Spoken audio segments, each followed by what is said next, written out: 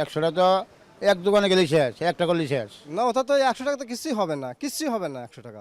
দ্রব্যমূল্যের যে হারে ঊর্ধ্বগতি, তো আমরা এই বাজারে একটা এক্সপেরিমেন্ট করতে চাই। আমরা দেখতে চাই 100 টাকার মধ্যে আসলে আমরা কতটা বাজার করতে পারি। সেজন্য আমরা টার্গেট ধরে নিয়েছি। আমরা চিন্তা করেছি আমরা এই 100 টাকাতে আজকে 2 জন মানুষের জন্য এক বেলার কি বাজার করতে পারি সেটি আমরা করার চেষ্টা করব। আমরা চিন্তা করেছি যেন আমাদের সেই বাজারের তালিকাতে ভাতের চাল, ডাল, মাছ কিংবা মাংস যে কোনো একটি আইটেম রাখতে পারি। এছাড়া আনুষঙ্গিক তেল মশলা তো আছেই। চলুন দেখা যাক আজকে আমরা এই 100 টাকাতে এই বাজারটা করতে পারি কিনা। আচ্ছা, ধরেন আমি হচ্ছে 2 জন মানুষ খেতে পারবে এরকম পরিমাণে চাল, ডাল একবেলা খেতে পারবে, তেল মশলা এবং মাছ কিনতে চাই। এটা কি সম্ভব 100 টাকার মধ্যে? না, কোনোদিনই সম্ভব না। আচ্ছা, কি কি কি কি পাওয়া যাবে 100 টাকায়? 100 টাকাকে 1 কেজি পোলাও চাল নিলে তো 140 টাকা। 100 তো এক দোকানে গেলেই শেষ, একটা করলেই শেষ। না ওটা তো 100 টাকা তো কিছুই হবে না, কিছুই হবে না 100 টাকা। বাজারে এসে আমরা একদমই যে হতাশ যে আসলে আমাদের যে বাজেট আমরা যে পরিমাণ কিনতে চাই আসলে সেরকম কিছুই আমরা পাচ্ছি না। তারপরে আমরা আরো 2-1টা দোকানে দেখবো। এখন মালের দাম যেভাবে বাড়ছে ওই হিসাবে 100 টাকার মানে ওরকম পণ্য দেওয়া যাচ্ছে না আর কি। আমাদের যে বাজেট সেই বাজেটে কিন্তু চাল কিংবা ডাল কোনোটাই আমরা পাচ্ছি না। দেখা যাচ্ছে যে আসলে 1 কেজি কমে চাল বা ডাল তারা যে পরিমাণে কিনতে চান সেই পরিমাণে আসলে কিনলে আমরা আমাদের বাজেটের মধ্যে আসলে বাজারটা করতে পারবো না। তো আমরা যেতে চাই যে আসলে মাছ বা মাংসের বাজার দেখতে চাই। তো আমরা এখন মাছের বাজারে একটু মাছের দোকানিদের সাথে কথা বলতে চাই, জানতে চাই যে আমাদের যে বাজেট সেই বাজেটের মধ্যে আসলে আমরা মাছ কিনতে পারবো কিনা। 100 টাকার মধ্যে কি কিনা যায় বোঝেনই তো, এটা সবই দ্রব্যমূল্য বেশি। হোটেলে ভাত খেতে যাই, মনে করেন দুপুরে নিচে আপনাকে লাল মাল বুঝিও খাই তবে 80 টাকা 100 টাকা লাগে। আর বুঝি ভালো খাইতে চাই তো মনে করেন 150-200 টাকা লেগে টান মারে। এই পিস কি কিনতে পাওয়া যায় 1 পিস 2 পিস মাছ? হ্যাঁ 20-30 টাকার মাছ পাওয়া যায়, আপনার ওজনে 20-30 টাকার দেওয়া যাবে। ছোট মাছ? হ্যাঁ ছোট মাছ। চাল ডাল এবং মাছ বা মাংস থাকবে 100 টাকার মধ্যে? হ্যাঁ, এর কোনো অবস্থায় সম্ভবই না। তো আমরা আসলে দেখলাম মাছের বাজারে, দেখলাম যে মাছের বাজারে কিন্তু তারা বলছেন যে আসলে ছোট মাছ পাওয়া সম্ভব, কিন্তু আসলে বড় মাছ যে ধরনের মাছ 1 কেজি 2 কেজি ওজন হয় সেগুলো কিন্তু আসলে পাওয়া আর সম্ভব না।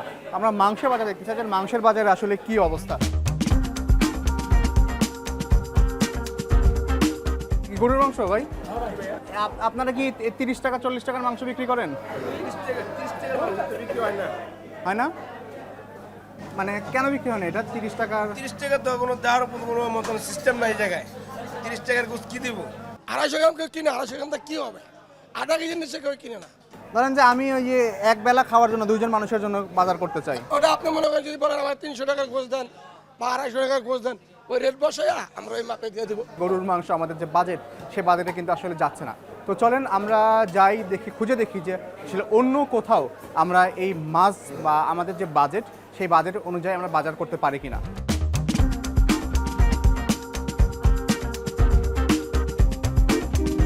রাজধানীর বিভিন্ন বাজার ঘুরে আমরা চলে আসছি রাজধানীর দক্ষিণখান এলাকাতে। আমরা বলেছিলাম যে আমরা 100 টাকার মধ্যে 2 জন মানুষের ভালোভাবে খেতে পারে এরকম একবেলার বাজার করতে চাই। ঢাকার কোনো বাজারেই আমরা সেরকম করতে পারিনি। আমরা সোশ্যাল মিডিয়ার বিভিন্ন জায়গায় দেখেছি দক্ষিণখানের এই দোকানটি থেকে খুব স্বল্প মূল্যে বাজার করা সম্ভব। আমরা দেখতে চাই আমরা আসলে এই দোকানটি থেকে 100 টাকায় 2 জন মানুষের জন্য একবেলার খাবার বাজার করতে পারি কিনা, যে তালিকায় হয়তো থাকবে ভাত ছাড়াও মাছ কিংবা মাংস। ঢাকার বিভিন্ন বাজার ঘুরে আসছি। আচ্ছা, আমাদের টার্গেট ছিল যে আমরা 100 টাকার মধ্যে 2 জন মানুষের জন্য একবেলার বাজার করতে পারবো কিনা। আচ্ছা, আমরা কোনো বাজারে পাইনি, আমরা আপনার দোকানের নাম শুনে আপনার দোকানে চলে আসছি। জি। এখন আপনি আমাদেরকে বলেন যে আসলে 100 টাকার মধ্যে 2 জন মানুষের জন্য একবেলার খাবার বা বাজার আমি করতে পারবো কিনা, যেখানে একটা মাছ বা মাংস থাকবে। জি ইনশাল্লাহ আমি ওভাবেই আমার ব্যবসা পরিচালনা করি। 100 টাকার মধ্যে পরিপূর্ণ আমিষ সহ মানে টোটাল যত কিছু লাগে, তার ঘরে যদি কোনো জিনিস নাও থাকে, যদি সে চিন্তা করে যে পরিপূর্ণ বাজার করবে 100 টাকার মধ্যে সম্ভব আমার দোকানে। তাহলে আপনি আমাদের কি কি আইটেম দেবেন একটু দেখান না, যে আপনি বললেন মাছ, আমাদের পরিপূর্ণ আমিষও দিবেন আপনি, তো একটু দেখান যে কি কি দিতে পারেন আপনার কাছে, কি কি আছে। তাহলে আমি চাল দিয়ে শুরু করি। হ্যাঁ চাল। তো একটা ন্যূনতম ফ্যামিলিতে 60 টাকা কেজি চাল, হ্যাঁ তারা যদি খায়, ধরেন হাফ কেজি চাল, এই যে হাফ কেজি চাল, আচ্ছা এটার মূল্য হলো 30 টাকা। 30 টাকা। আদা রসুন পেঁয়াজ লাগতে পারে, হ্যাঁ অবশ্যই। এই 3টা প্যাকেজ, কেউ যদি আমার কাছে 3টা আইটেমও 5 টাকারও চায় আমি সেটাও দিই। তো 3টা আইটেম 10 টাকা, এক বেলা অনায়াসে পার হবে। বাহ 40 টাকা।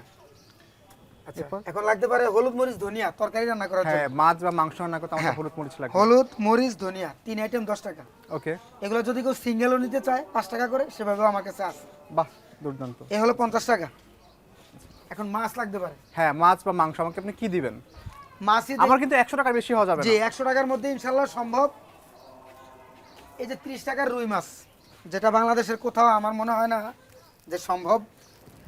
বা এই মাছ দিয়ে তো দুইজন মানুষ খুব দিব্যি এক বেলা ভাত খাওয়া যাবে। 30 টাকা 40 টাকা 50 টাকা।